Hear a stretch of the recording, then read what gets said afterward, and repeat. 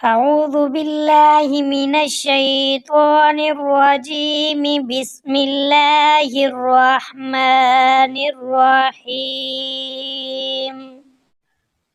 حضرت آمنہ کے انتقال کے 5 دن بعد ام ایمن آپ کو لے کر مکہ پہنچی۔ آپ کو عبدالمطلب کے حوالے کیا۔ آپ کے یتیم ہو جانے کا انہیں اتنا صدمہ تھا کہ بیٹے کی وفات پر بھی اتنا نہیں ہوا تھا۔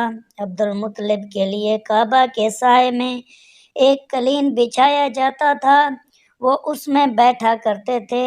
ان کا احترام اس قدر تھا کہ کوئی اور اس قالین پر بیٹھتا نہیں تھا، چنانچہ ان کے بیٹے اور قریش کے سردار اس قالین کے چاروں طرف بیٹھتے تھے، لیکن رسول اللہ صلی اللہ علیہ وسلم وہاں تشریف لاتے تو سیدھے اس قالین پر جا بیٹھتے۔ اس وقت آپ ایک تندرست لڑکے تھے، آپ کی عمر 9 سال کے قریب ہو چلی تھی۔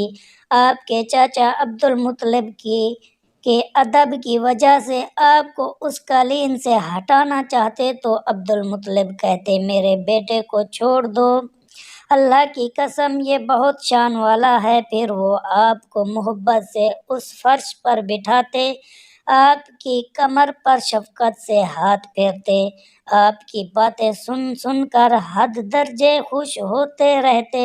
کبھی وہ دوسروں سے کہتے، میرے بیٹے کو یہیں بیٹھنے دو، اسے خود بھی احساس ہے کہ اس کی بڑی شان ہے، اور میری آرزو ہے یہ اتنا بلند رتبہ پائے جو کسی عرب کو اس سے پہلے حاصل نہ ہوا ہو اور نہ بعد میں کسی کو حاصل ہو سکے۔ ایک بار انہوں نے یہ الفاظ کہے، میرے بیٹے کو چھوڑ دو، اس کا مزاج میں طبعی طور بلندی ہے، اس کی شان نرالی ہوگی۔ یہاں تک کہ عمر کے آخری حصے میں حضرت عبدالمطلب کی آنکھیں جواب دے گئیں، تاہیں آپ نابینا ہو گئے تھے۔ ایسی حالت میں ایک روز وہ اس قالین پر بیٹھے تھے کہ آپ تشریف لے آئے اور سیدھے اس قالین پر جا پہنچے۔ ایک شخص نے آپ کو قالین سے کھینچ لیا، اس پر آپ رونے لگے۔ آپ کے رونے کی آواز سن کر عبدالمطلب بے چین ہوئے اور بولے، میرا بیٹا کیوں رو رہا ہے؟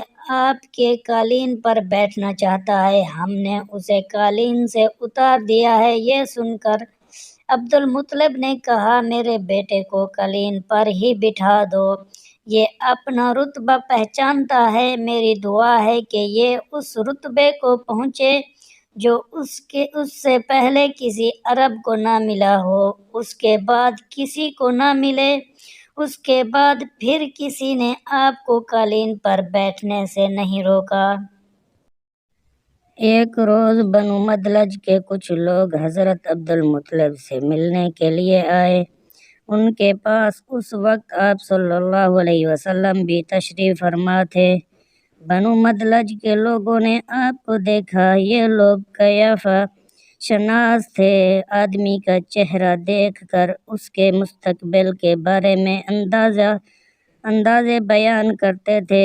انہوں نے عبدالمطلب سے کہا، اس بچے کی حفاظت کریں، اس لیے کہ مقام ابراہیم پر جو حضرت ابراہیم علیہ السلام کے قدم کا نشان ہے، اس بچے کی پاؤں کا نشان بالکل اس نشان سے ملتا جلتا ہے۔ اس قدر مشابہت ہم نے کسی اور کے پاؤں میں نشان میں نہیں دیکھی۔ ہمارا خیال ہے یہ بچہ نرالی شان کا مالک ہوگا، اس لیے اس کی حفاظت کریں۔ مقام ابراہیم خانہ کعبہ میں وہ پتھر ہے جس پر حضرت ابراہیم علیہ السلام کعبہ کی تعمیر کے وقت کھڑے ہوئے تھے۔ معجزے کے طور پر اس پتھر پر ابراہیم علیہ السلام کے پیروں کے نشان پڑ گئے تھے۔ لوگ اس پتھر کی زیارت کرتے ہیں، یہی مقام ابراہیم ہے۔ چونکہ آپ حضرت ابراہیم علیہ السلام کی نسل سے ہیں، اس لیے ان کے پاؤں کی مباشرت آپ میں ہونا قدرتی بات تھی۔ ایک روز حضرت عبدالمطلب خانہ کعبہ میں حجر اسود کے پاس بیٹھے ہوئے تھے۔ ایسے میں ان کے پاس نجران کے عیسائی آ گئے۔ ان میں ایک پادری بھی تھا۔ اس پادری نے عبدالمطلب سے کہا، ہماری کتابوں میں ایک ایسے نبی کی علامات ہے جو اسماعیل کی اولاد میں ہونا باقی ہے۔ یہ شہر اس کی جائے پیدائش ہوگا، اس کی یہ نشانیاں ہوں گی۔ ابھی یہ بات ہو رہی تھی کہ کوئی شخص آپ کو لے کر وہاں آ پہنچا۔ پادری کی نظر جو ہی آپ پر پڑی وہ چونک اٹھا۔ آپ کی آنکھوں، کمر اور پیروں کو دیکھ کر وہ چلا اٹھا، وہ نبی یہی ہے، یہ تمہارے کیا لگتے ہیں؟ عبدالمطلب بولے، یہ میرے بیٹے ہیں۔ اس پر وہ پادری بولا، تب یہ وہ نہیں، اس لیے کہ ہماری کتابوں میں لکھا ہے کہ اس کے والد کا انتقال اس کی پیدائش سے پہلے ہو جائے گا۔ یہ سن کر عبدالمطلب بولے، یہ دراصل میرا پوتا ہے، اس کے باپ کا انتقال اس وقت ہو گیا تھا جب یہ پیدا بھی نہیں ہوا تھا۔ اس پر پادری بولا، ہاں یہ بات ہوئی نا، آپ اس کی پوری طرح حفاظت کریں۔ عبدالمطلب کی آپ سے محبت کا یہ عالم تھا کہ کھانا کھانے بیٹھتے تو کہتے، میرے بیٹے کو لے آؤ۔ آپ تشریف لاتے، عبدالمطلب آپ کو اپنے پاس بٹھاتے، آپ کو اپنے ساتھ کھلاتے۔ بہت زیادہ عمر والے ایک صحابی حیدہ بن معاویہ رضی اللہ عنہ کہتے ہیں، میں ایک مرتبہ اسلام سے پہلے جہالت کے زمانے میں حج کے لیے مکہ معظمہ گیا، وہاں بیت اللہ کا طواف کر رہا تھا۔ میں نے ایک ایسے شخص کو دیکھا جو بہت بوڑھا تھا اور بہت لمبے قد کا تھا۔ وہ بیت اللہ کا طواف کر رہا تھا اور کہہ رہا تھا، اے میرے پروردگار، میری سواری کو محمد کی طرف پھیر دے اور اسے میرا دست و بازو بنا دے۔ میں نے اس بوڑھے کو جب یہ شعر پڑھتے سنا تو لوگوں سے پوچھا، یہ کون ہے؟ لوگوں نے بتایا، یہ عبدالمطلب بن ہاشم ہیں۔ انہوں نے اپنے پوتے کو اپنے ایک اونٹ کی تلاش میں بھیجا ہے، وہ اونٹ گم ہو گیا ہے، اور وہ پوتا ایسا ہے جب بھی کسی گم شدہ چیز کی تلاش میں اسے بھیجا جاتا ہے تو وہ چیز لے کر ہی آتا ہے۔ پوتے سے پہلے یہ اپنے بیٹوں کو اس اونٹ کی تلاش میں بھیج چکے ہیں، لیکن وہ ناکام لوٹ آئے ہیں۔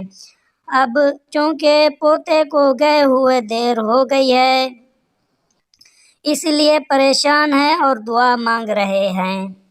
تھوڑی ہی دیر گزری تھی کہ میں نے دیکھا آپ صلی اللہ علیہ وسلم اونٹ کو لے کر تشریف لا رہے ہیں۔ عبدالمطلب نے آپ کو دیکھ کر کہا، میرے بیٹے، میں تمہارے لیے اس قدر فکر مند ہو گیا تھا کہ شاید اس کا اثر کبھی میرے دل سے نہ جائے۔ عبدالمطلب کی بیوی کا نام رقیہ بنت ابو سیفی تھا۔ وہ کہتی ہیں، قریش کئی سال سے سخت قحط سالی کا شکار تھے، بارشیں بالکل بند تھی، سب لوگ پریشان تھے۔ اسی زمانے میں نے ایک خواب دیکھا۔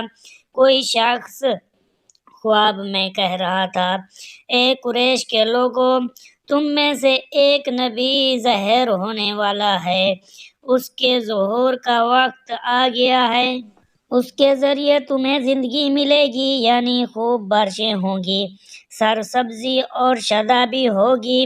تم اپنے لوگوں میں سے ایک ایسا شخص تلاش کرو جو لمبے قد کا ہو، گورے رنگ کا ہو، اس کی پلکیں گھنی ہوں اور بھنویں اور ابرو ملے ہوئے ہوں۔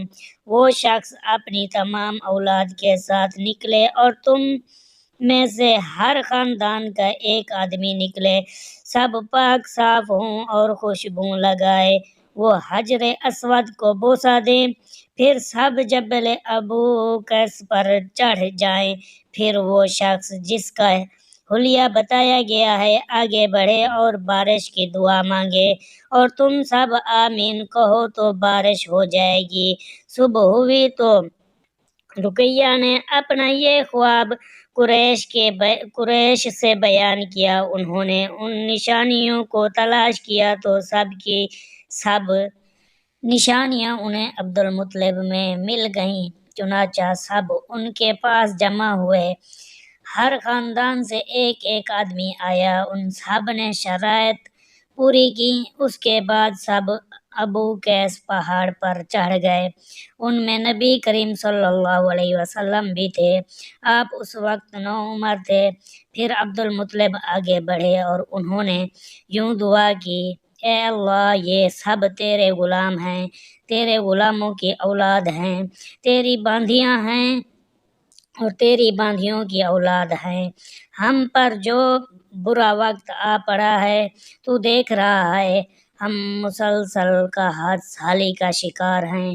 اب اونٹ، گائیں، گھوڑے، خچر اور گدھے سب کچھ ختم ہو چکے ہیں اور جانوروں پر بن آئی ہے، اس لیے ہماری یہ خشک سالی ختم فرما دے، ہمیں زندگی اور سرسبزی اور شادابی عطا فرما دے۔ ابھی یہ دعا مانگ ہی رہے تھے کہ بارش شروع ہو گئی، وادیاں پانی سے بھر گئیں، لیکن اس بارش میں ایک عجیب بات ہوئی، اور وہ عجیب بات یہ تھی کہ قریش کو یہ سرا بھی ضرور حاصل ہوئی، مگر یہ بارش قبیلہ قیس اور قبیلہ مضر کے قریبی بستیوں میں بالکل نہ ہوئی۔ اب لوگ بہت حیران ہوئے کہ یہ کیا بات ہوئی، ایک قبیلے میں بارش اور آس پاس کے سب قبیلے بارش سے محروم۔ تمام قبیلوں کے سردار جمع ہوئے، اس سلسلے میں بات چیت شروع ہوئی۔ ایک سردار نے کہا،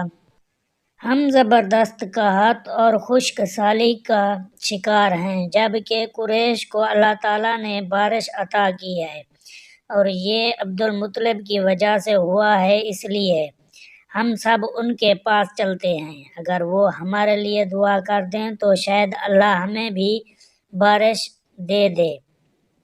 یہ مشورہ سب کو پسند آیا، چنانچہ یہ لوگ مکہ معظمہ میں آئے اور عبدالمطلب سے ملے، انہیں سلام کیا، پھر ان سے کہا، اے عبدالمطلب، ہم کئی سال سے خشک سالی کے شکار ہیں، ہمیں آپ کی برکت کے بارے میں معلوم ہوا ہے، اس لیے مہربانی فرما کر آپ ہمارے لیے بھی دعا کریں، اس لیے کہ اللہ نے آپ کی دعا سے قریش کو بارش عطا کی ہے۔ ان کی بات سن کر عبدالمطلب نے کہا، اچھی بات ہے، میں کل میدان عرفات میں آپ لوگوں کے لیے بھی دعا کروں گا۔ دوسرے دن صبح سویرے عبدالمطلب میدان عرفات کی طرف روانہ ہوئے۔ ان کے ساتھ دوسرے لوگوں کے علاوہ ان کے بیٹے اور اللہ کے رسول صلی اللہ علیہ وسلم بھی تھے۔ عرفات کے میدان میں عبدالمطلب کے لیے ایک کرسی بچھائی گئی، وہ اس پر بیٹھ گئے۔ نبی کریم صلی اللہ علیہ وسلم کو انہوں نے گود میں بٹھا لیا، پھر انہوں نے ہاتھ اٹھا کر یوں دعا کی،